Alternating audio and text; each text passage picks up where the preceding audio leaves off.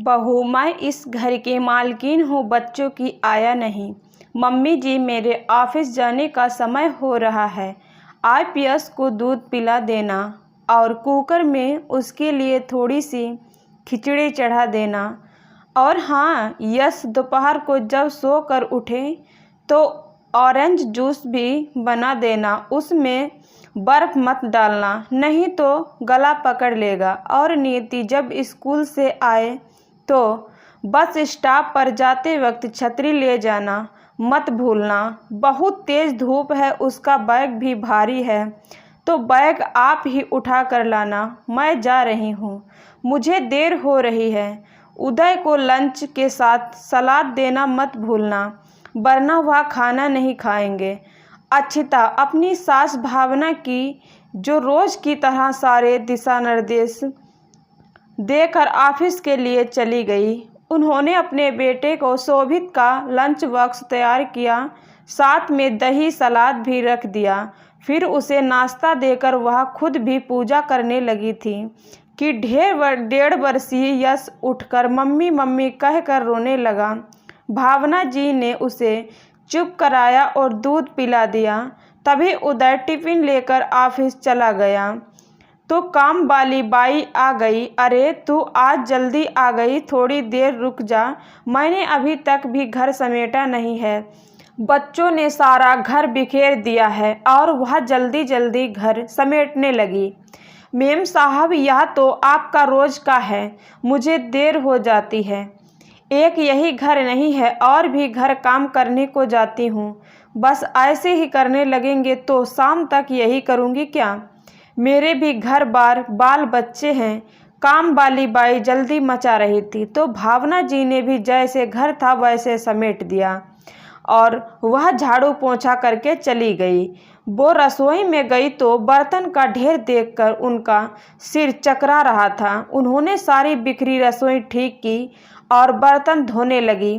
तभी यश रसोई में आकर बर्तन फेंकने लगता है और गीले में फिसल जाता है तो फिर से रोने लगता है। भावना जी घबरा जाती हैं और उसे गोद में लेकर चुप कराती हैं, बहलाती हैं। तभी अक्षिता का फ़ोन आता है। आपने यश को दूध पिला दिया क्या? और हाँ, अगर पिला दिया तो उसे नहलाने से पहले उसकी अच्छे से मालिश कर देना। उसकी सारी स्किन रूखी हो रही है। और बिना कुछ सुने फ़ोन रख दिया। उन्होंने फटाफट से उसकी मालिश करी और खेलने के लिए छोड़ा। फिर सोचा खिचड़ी बना दूं, पर कुकर साफ नहीं था तो भगोनी में खिचड़ी चढ़ा दी और यश को नहलाने लगी। 1.5 वर्षीय यश को थोड़ा सा चुलबुला भी था और थोड़ा शरारती भी। पानी लेकर उन पर ही डालने लगा। बड़ी मुश्किल से उन्होंने अपने पोते को नहलाया। तभी अक्षिता का फ़ोन फिर से आया। यश को खिचड़ी खिला दी क्या? उसके खाने का समय हो गया है। अभी खिचड़ी बन रही है, मैं बनाते ही तुरंत खिलाती हूँ, भावना जी ने जवाब दिया। तभी अक्षिता ने वीडियो कॉल कर दिया और गैस पर भगोनी देखकर वह उन पर चिल्लाने लगी। आप भी हद करती हैं, भगोनी में खिचड़ी चढ़ाई है, इसमें तो अच्छे से पकेगी भी नहीं और मेरा बच्चा भी भूखा रह जाएगा। आपने कुकर में क्यों नहीं चढ़ाई? अब तक तो बच्चों का खाना भी बन जाता। भावना जी क्या कहती? अक्षिता लगातार बोले जा रही थी, फिर खुद ने ही फ़ोन काट दिया। शायद केबिन में कोई आ गया था। भावना जी की आंखें भर आईं। उन्होंने अपने आप को संभाला। तब तक खिचड़ी भी बन गई थी। उसे ठंडा करके यश को खिलाने लगी।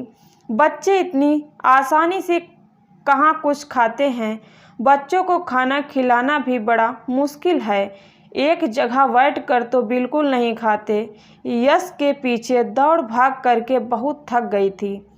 थोड़ी देर तक बैठ गई। अब उन्हें भी भूख लगने लगी थी। रसोई में से नाश्ता लाकर खा लिया, पर अभी बर्तनों का ढेर रखा था। बेटे बहू इतना कमाते हैं फिर भी बर्तन वाली नहीं लगाते हैं, सिर्फ झाड़ू पोंछा वाली लगा रखी है, वह भी इसीलिए कि उनका बेटा गंदे आंगन में ना खेले। उम्र 65 की ज़्यादा नहीं थी, पर बीमारी इंसान को समय से पहले ही बूढ़ा बना देती है। डायबिटीज के कारण जल्दी थक जाती थी और बहुत जल्दी भावना जी को भूख लगती थी। उदय उनकी एकमात्र संतान थी। उसी का पालन पोषण किया और उसे अपने पैरों पर खड़ा कर दिया। अभी 10 साल पहले पति की मौत हुई थी। तब तक उदय नौकरी पर लग गया था। उनके जाने के बाद अक्षिता घर की बहू बनकर आई। पढ़ी लिखी नौकरी पैसा बहू को वह नहीं लाना चाहती थी, पर बच्चे आजकल के सुनते कहाँ हैं। पर उदय को अक्षिता से ही शादी करनी थी। उन्होंने समझाया भी था कि बेटा तू और बहू दोनों नौकरी पर चले जाएंगे तो मैं घर में अकेली क्या करूँगी। पर उदय ने भी जवाब दिया, मम्मी बड़ा शहर है, भारी खर्चे हैं, पत्नी भी कमाएगी तो घर अच्छे से चलेगा, वरना एक ही कमाई से पार नहीं पड़ता है। फिर मेरे सभी दोस्त की पत्नियां कमाती हैं, ऑफिस जाती हैं, तो मैं घरेलू लड़की अपने लिए नहीं करूँगा। ऐसा नहीं था कि उदय की नौकरी अच्छी नहीं थी, पर उसे अपने दोस्तों और रिश्तेदारों में यह दिखाना था कि मेरी पत्नी मामूली सी गृहिणी नहीं है, बल्कि वह भी अच्छी पढ़ी लिखी नौकरी पैसा है। उदय ने जिद की और अक्षिता से शादी कर ली। अभी तक भावना जी ही घर और रसोई संभाल रही थीं। बहू के आने के बाद भी उन्हें सहारा नहीं मिला, बल्कि उनका और काम बढ़ गया। बहू तो रसोई में पैर भी नहीं रखती थी, उनको ही दोनों का टिफ़िन बना कर देना होता था। उन्होंने सोचा नई नई बहू है, अभी समय लगेगा, पर अक्षिता को खाना बनाना पसंद नहीं आता था और उनके पास समय भी नहीं था। ऑफिस जाने आने में वह व्यस्त रहती थी।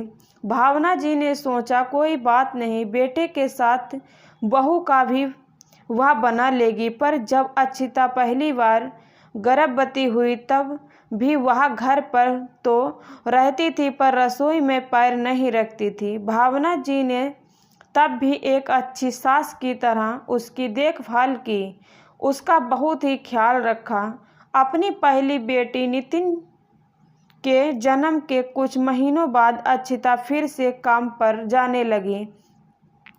अपनी पोती को भावना जी बहुत प्यार करती थीं और उसका हर काम वह करती थी। तब घर में झाड़ू पोंछा बर्तन वाली और खाना बनाने वाली भी आती थी। वह घर भी देख लेती थी और अपनी पोती के साथ भी खेलती थी। धीरे धीरे उन्होंने डायबिटीज हो गई और शरीर में थकावट सी रहने लगी। वह घुटनों के दर्द से भी परेशान रहने लगी। अब नियति नर्सरी में आ गई थी तो यश का जन्म हो गया। आप पहले जितनी उनमें जान थी, अक्षिता दूसरा बच्चा नहीं करना चाहती थी, क्योंकि उसका मानना था कि इस महंगाई में एक बच्चा ही पढ़ाना भारी है, तो 2 बच्चे कैसे पालेंगे। लेकिन उदय का मन था कि नियति अकेले नहीं रहे, उसे अपना भाई बहन कोई तो मिल जाए। यश के जन्म के बाद उसने महंगाई का हवाला देकर खाना बनाने वाली हटवा दी। मम्मी जी घर पर ही तो रहती हैं, तो यहाँ ही खाना बना लिया करेंगे। अब 2 बच्चे का खर्च बढ़ गया है तो कहीं पर तो कटौती करनी होगी। यश बड़ा हो गया है, पर उदय और अक्षिता अपने ऑफिस के काम में ही व्यस्त रहते थे, इसीलिए बच्चों पर जरा भी ध्यान नहीं देते थे। शनिवार और रविवार को छुट्टी मिलती थी तो मॉल में शॉपिंग और मूवी या दोस्तों के साथ पार्टी में जाया करते थे। भावना जी दोनों बच्चों को दिन भर संभालते हुए थक जाती थीं। उस पर घर का काम और खाना भी था। भावना जी से अब यह सब सहन नहीं हो रहा था। पहले तो उन्होंने सोचा था बहू नई नहीं है, कैसे घर संभालेगी। फिर यह ख्याल किया कि बहू गर्भवती है तो उसका ध्यान रखना मेरा ही कर्तव्य है। फिर यह ख्याल आया कि बहू का पहला बच्चा है और उसे कहाँ बच्चे पालना आता होगा। फिर यह सोचकर कुछ नहीं कहा कि बहू अकेली 2 बच्चों और ऑफिस को कैसे संभालेगी। पर अब पानी सर के ऊपर से गुजर रहा था, अब उसने सहन ना हो रहा था। बेटे उदय को भी बस या तो पैसे कमाना था या किसी भी तरह पैसा बचाना था। उसे भी अपनी माँ की जरा भी परवाह नहीं थी और माँ पर वह दोनों खर्च भी नहीं करते थे। वह वहाँ दोनों वक्त का खाना खाती थी, पर वह भी चैन से नसीब नहीं होता था। पोते पोती हर दादी को प्यारे होते हैं, पर जब उसकी सारी जिम्मेदारियां उन पर ही डाल दी जाएं, तो वह प्यार भी बोझ सा लगने लगता है। एक रविवार दोनों बेटे बहुत जब बेटे उठे तो भावना जी ने कहा कि वह गांव में जाकर रहना चाहती है। अब यहाँ पर उनका मन नहीं लगता है। गांव की अच्छी हवा में शायद उनकी तबीयत ठीक रहने लगे। यह सुनकर अक्षिता जवाब देती है, अरे गांव में आपको रोटी कौन देगा? यहाँ तो 4 वक्त का खाना आप मुफ्त में घर बैठे खाती हैं। आपको गांव में जाकर क्या मिलेगा? यह मुफ्त की ऐसी ही हवा और यह शानदार सोसाइटी का रहन सहन गाँव में कहाँ मिलेगा? फिर नियति और यश को कौन संभालेगा? इन्हें तो आप ही चाहिए। यह सुनकर भावना जी का दिल भर आया। बहू, मैं यहाँ मुफ्त का खाना नहीं खाती हूँ। 3 समय बर्तन मांजती हूँ, तीनों वक्त का नाश्ता खाना बनाती हूँ, तुम्हारे दोनों बच्चों को संभालती हूँ। इतना काम करने के लिए कोई दिन भर की मेड रख लोगी तो तुम्हारे 14-15 हज़ार आराम से खर्च हो जाएंगे। तुम्हारे रुपए बचाती हूँ। मैं तो मुफ्त में नहीं खाती, पर तुम्हें तो मैं मुफ्त की नौकरानी मिल गई हूँ। तुम्हारे पति को पालने में, बड़ा करने में मैंने लाखों खर्च किए हैं। तुम और तुम्हारा पति जीवन भर भी मुझे बैठा कर खिलाओगे तो भी यह कर्ज नहीं उतार पाओगी। आज तुमने 2 रोटी की कीमत गिना दी। तुम्हारे लिए मेरे प्यार, परवाह और इस घर में प्रति समर्पण की कीमत बस यही 2 रोटी है। मैंने तो तुम्हें अपना समझकर तुम्हारा ख्याल रखा, पर तुमने तो अपनी सास को ही मुफ्तखोर बता दिया। मुझे तुम्हें अपनी बहू कहते हुए शर्म आ रही है। जब अपना बेटा ही अपना ना रहा तो तुम तो फिर भी पराए घर से आई हो। इसे भी अपनी माँ की तकलीफ परेशानी नज़र नहीं आती, बस पैसे कमाने की धुन है। कभी उदय ने आकर पूछा कि माँ तुम कैसी हो? माँ तुम्हें कोई तकलीफ तो नहीं है? अस्पताल भी मैं अपनी सहेली के साथ जाती हूँ और खुद की दवाई भी मैं खुद तेरे पापा के पेंशन के रुपए से लेती हूँ। मैंने अपने बेटे के लिए, बहू और दोनों बच्चों के लिए बहुत किया है, पर अब और नहीं कर सकती। तुम्हारे बच्चों और घर संभालो।